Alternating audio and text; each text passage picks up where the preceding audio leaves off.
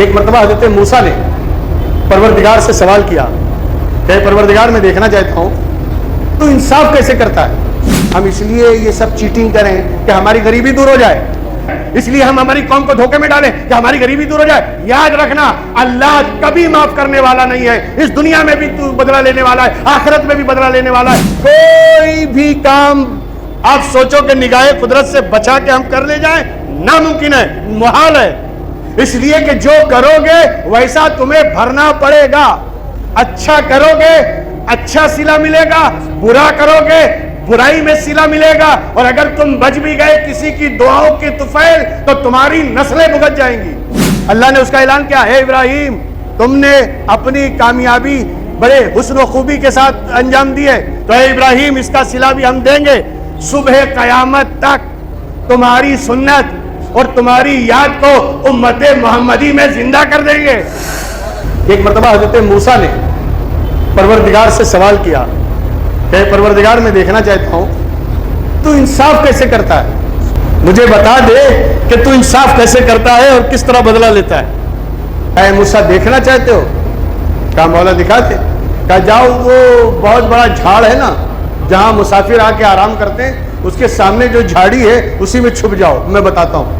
اب حضرت موسیٰ گئے اور جانے کے بعد اس جھاڑی میں چھپ کے دیکھنے لگے، سامنے جھاڑ تھا۔ اتنے میں ایک مسافر ادھر سے گزرا، مال سامان بھی تھا، اس نے وہاں اتارا، آرام کیا۔ آرام کر کے پھر جب وہ وہاں سے جانے لگا تو اس کی سونے کی پوٹلی گر گئی۔ اشرفی گنی کی جو پوٹلی ہوتی تھی پہلے لے کے چلتے تھے وہ وہیں گر گئی۔ وہ آدمی چلا گیا۔ اتنے میں ایک چرواہا آیا اور وہ چرواہا بھی مسافر تھا۔ اس نے کہا عرب میں یعنی پہلے یہی دستور تھا کہ جہاں گھنی چھاؤں ہوتی تھی قافلے والے رک جاتے تھے، تو یہ وہاں رک گیا۔ یہ بھی سوچا لاؤ یہاں آرام کریں، لیکن جب آرام کے لیے لیٹا تو دیکھا وہاں سونے کی پوٹلی پڑی ہوئی ہے۔ اس نے اٹھا کے دیکھا کہ یہ تو گنی ہے، اشرفی ہے سونے کی۔ اس نے باندھا اور لے کے چلا گیا۔ تیسرا آیا اور اس نے آ کے وہیں قیام کیا، ڈیرا ڈال دیا۔ اب وہ جو پہلے والا تھا جس کی گری تھی وہ واپس آیا ڈھونڈنے کے لیے کہ میری پوٹلی یہیں گری ہے۔ اب جس کو ملی تھی وہ تو جا چکا تھا، تیسرا بیٹھا تھا۔ اس نے آ کے اس سے پوچھا، اس نے آڑا ٹیڑھا جواب دے دیا اور اس نے اٹھایا چاقو مرڈر کر دیا، اسے مار دیا اور مار کے چلا گیا۔ اب اللہ نے حضرت موسیٰ سے کہا باہر آ جاؤ۔ حضرت موسیٰ باہر آئے۔ کیا کچھ دیکھا؟ کہا مولا کچھ سمجھ میں نہیں آ رہا ہے، مال کسی کا اٹھایا کسی نے، جان کسی کی گئی، یہ چکر کیا ہے؟ کہا یہی تو سمجھانا تھا۔ وہ جو مال لے کے پہلے آیا تھا نا وہ لٹیرا ہے، اور جو بعد میں آ کے لیٹا اس کے باپ کا مال لوٹ کے لایا تھا۔ وہ میں نے اس کے باپ کا مال اس کی اولاد کو لوٹا دیا ہے۔ وہ اپنا مال لے کے چلا گیا۔ کہا ٹھیک ہے لیکن یہ مرا کیوں؟ کہا یہ جس نے مارا ہے نا، اور جو مرا ہے تو مرنے والے نے اس کے باپ کو مارا تھا، یہ مرنے والے نے مرڈر کیا تھا اس کے باپ کا جس نے اس کو مارا ہے، میں نے بدلہ پورا کروا دیا ہے۔ یعنی اگر اس نے مرڈر کیا تھا اس کے باپ کا تو بیٹے نے اس کا مرڈر کر دیا، اور وہ لوٹ کے تھیلی لے کے جا رہا تھا، اللہ نے اسے سامان واپس لوٹا دیا۔ یہ اللہ کا عدل و انصاف ہے۔ کوئی بھی کام آپ سوچو کہ نگاہ قدرت سے بچا کے ہم کر لے جائیں، ناممکن ہے، محال ہے۔ اس لیے کہ جو کرو گے ویسا تمہیں بھرنا پڑے گا۔ اچھا کرو گے اچھا صلہ ملے گا، برا کرو گے برائی میں صلہ ملے گا، اور اگر تم بچ بھی گئے کسی کی دعاؤں کی طفیل تو تمہاری نسلیں بھگت جائیں گی۔ نسلوں کو معاف نہیں کیا جائے گا، نسلوں سے بدلہ لے لیا جائے گا۔ اللہ کے گھر انصاف ہے۔ غلط کرو گے تو غلط ملنے والا ہے، صحیح کرو گے تو نتیجہ صحیح آنے والا ہے۔ اسی لیے تو جب مختلف طریقے سے مختلف انداز سے کبھی آگ میں ڈال کر، کبھی فرشتوں کو بھیج کر، اور کبھی بیٹے کی قربانی کا حکم دے کر اللہ نے ابراہیم کو آزمایا، اللہ نے ابراہیم کی آزمائش کی، تو پھر قرآن میں خود ہی ارشاد فرماتا ہے وَإِذَ ابْتَلَى إِبْرَاهِيمَ رَبُّهُ بِكَلِمَاتٍ، اللہ نے پروردگار نے ابراہیم کے رب نے جب ابراہیم کو مختلف طریقے سے آزمایا فَأَتَمَّهُنَّ، ابراہیم نے اس امتحان میں کامیابی حاصل کی ہے۔